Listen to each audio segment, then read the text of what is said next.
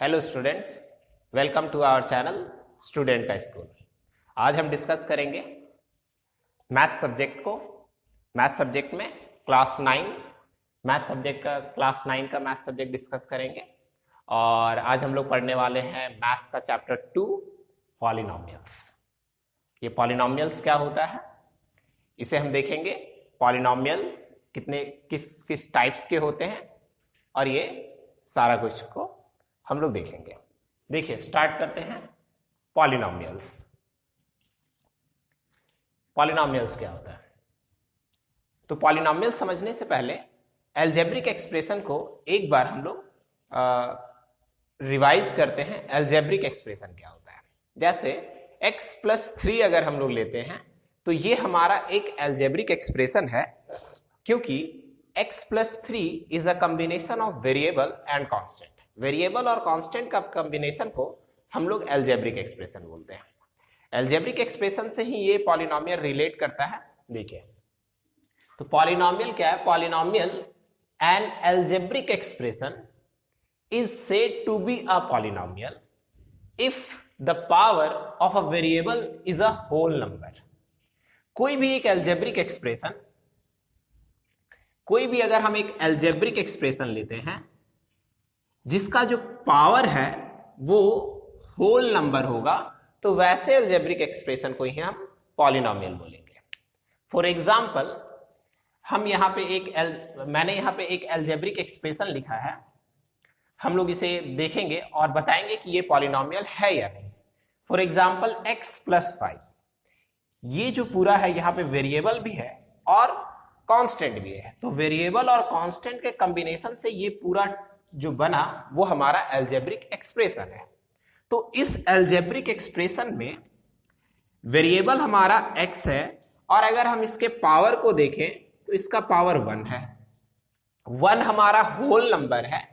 तो इस algebraic expression में पावर एक वेरिएबल का जो पावर है वो हमारा होल नंबर है, इसलिए ये जो अलजेब्रिक एक्सप्रेशन है हमारा पॉलिनोमियल होगा। यानी x+5 is an example of algebraic expression and also an example of polynomial because the power of a variable is a whole number. Second देखते हैं, ये हमारा पॉलिनोमियल है यानी x² + 3x + 1। यहां पे दो जगह पे वेरिएबल है, एक यहां पे और एक यहां पे। यहां पे x का जो पावर है वो 2 है और यहां पे x का पावर 1 है। तो जो भी पावर प्रेजेंट है वो सारा का सारा होल नंबर है, इसलिए ये जो अलजेब्रिक एक्सप्रेशन है ये भी हमारा पॉलिनोमियल का एग्जांपल है। Next, 4x² + 3x + 8। अब इसमें सोचिए कि ये हमारा अलजेब्रिक एक्सप्रेशन तो है, बट क्या ये पॉलिनोमियल है? तो हम इसे लीनियर फॉर्म में पहले लिख लेते हैं। 4x² प्लस, अगर ये x जो डिनोमिनेटर में है उसे अगर हम न्यूमरेटर में ले आते हैं तो ये x⁻⁻1 + 8 हो जाएगा। यहां पे वेरिएबल का जो पावर है वो एक होल नंबर दिख रहा है, बट यहां पे जो x का पावर है वो -1 है, जो कि एक होल नंबर नहीं है। इसलिए हम क्या बोल सकते हैं कि ये अलजेब्रिक एक्सप्रेशन है बट पॉलिनोमियल नहीं होगा। जो भी अलजेब्रिक एक्सप्रेशन है हम सारे वेरिएबल को पहले न्यूमरेटर में लाएंगे और उसके बाद ही हम लोग चेक करेंगे कि वो पॉलिनोमियल होगा या नहीं होगा। डिनोमिनेटर में अगर हम देखें तो यहां तो पावर 1 है, लेकिन यहां ऐसे चेक नहीं कर सकते, उसको न्यूमरेटर में लाना जरूरी है। तो न्यूमरेटर में लाने के कारण ये x⁻⁻1 हो जा रहा है, जो कि ये हमारा पॉलिनोमियल का एग्जांपल नहीं है। यहां पे होल नंबर है, हर एक जगह पे होल नंबर होना चाहिए। जितना भी वेरिएबल है सब वेरिएबल का जो पावर होना चाहिए वो होल नंबर होना चाहिए, इसलिए ये हमारा पॉलिनोमियल नहीं है। 7√x + 8 ये अलजेब्रिक एक्सप्रेशन है, बट अगर हम इसको दूसरे फॉर्म में लिखें तो देखिए, जब भी हम लोग √x को लिखते हैं पावर के टर्म में तो इसको हम लोग लिख सकते हैं 1/2। अगर क्यूब रूट ऑफ x लिखें तो इसे हम लिख सकते हैं x⁻⁻1/3। फोर्थ रूट अगर हम लिखेंगे तो इसे हम लिख सकते हैं x⁻1/4। तो देखिए यहां पे रूट है, रूट को पावर में कन्वर्ट करें तो पावर हमारा 1/2 हो जाएगा, जो कि एक होल नंबर नहीं है। तो ये भी हमारा क्या होगा, ये भी हमारा पॉलिनोमियल नहीं है। तो इस तरह से हम लोग बता सकते हैं कि कौन से अलजेब्रिक एक्सप्रेशन जो है वो पॉलिनोमियल होगा और नहीं होगा।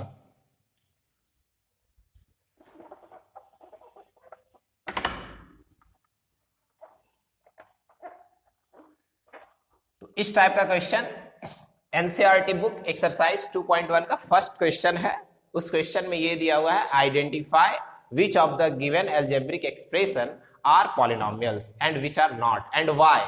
तो रीजन हम लोग दे देंगे, जो भी अलजेब्रिक एक्सप्रेशन पॉलिनोमियल होगा, पावर जो है वो होल नंबर होना चाहिए, और जो नहीं होगा वो पावर होल नंबर नहीं होना चाहिए। अगर हम यहां पे ये लिखें 5, तो क्या ये हमारा एक पॉलिनोमियल है? यहां तो वेरिएबल है ही नहीं, तो इसे हम लिख सकते हैं 5 into 1, और 1 को हम लिख सकते हैं x to the power 0। किसी भी नंबर का जो पावर होता है वो हमेशा उसका वैल्यू 1 होता है, तो 1 के प्लेस में x to the power 0 लिख सकते हैं। तब ये जो 5 है उसे हम लिख सकते हैं 5x to the power 0। देखिए यहां पे वेरिएबल का पावर जो है वो 0 है, जो कि एक होल नंबर है, तो ये 5x to the power 0 यानी 5 भी हमारा एक पॉलिनोमियल है। Every natural number is an example of a polynomial. जितना भी नेचुरल नंबर है सारा का सारा पॉलिनोमियल्स का एग्जांपल है।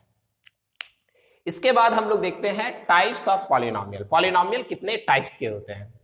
तो पॉलिनोमियल को कितने टाइप्स में वो डिवाइड करने के लिए ये जरूरी हो जाता है कि किस बेसिस पे हम पॉलिनोमियल को डिवाइड कर रहे हैं।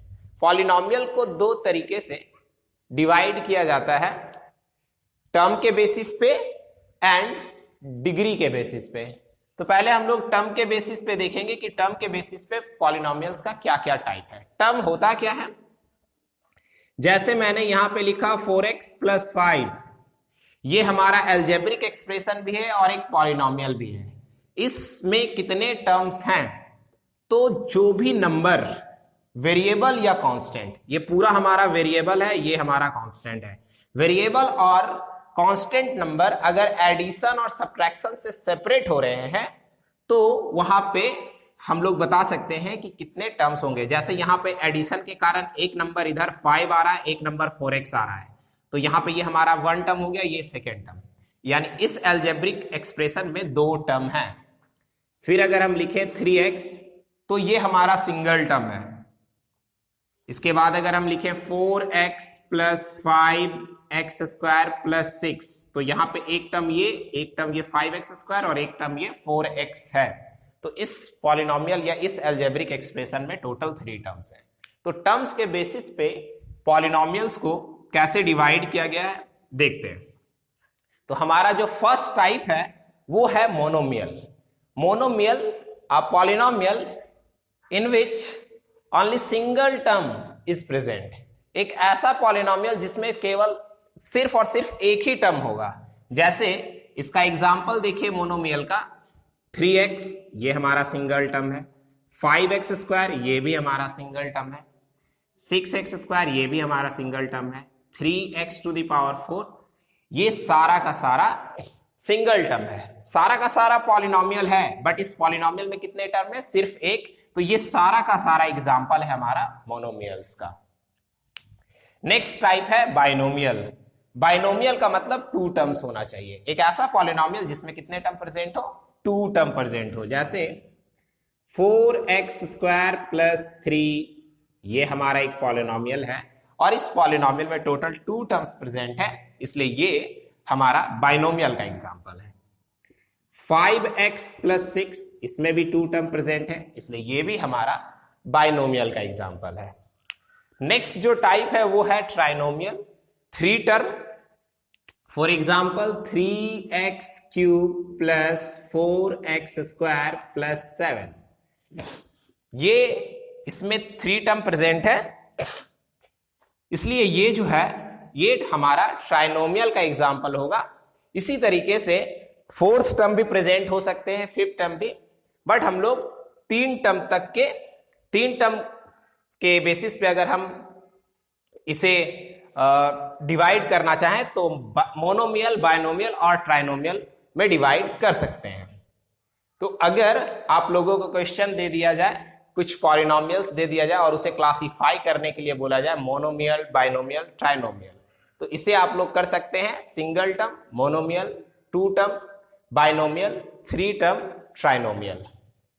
तो इस तरीके से हम लोग डिवाइड कर सकते हैं। हमारा जो नेक्स्ट टॉपिक है वो है कोइफिशिएंट।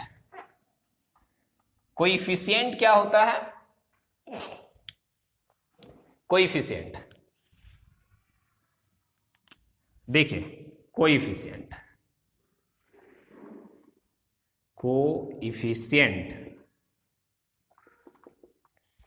जैसे अगर हम यहां पे एक पॉलिनोमियल लिखें 3x² प्लस 4x प्लस 5, तो ये हमारा पॉलिनोमियल है। अगर हम ये बोले कि इसमें x का कोइफिशिएंट क्या है, तो x जो कि एक वेरिएबल है, उस वेरिएबल के साथ जो भी नंबर मल्टीप्लाई में होगा वही उसका कोइफिशिएंट है। That means coefficient of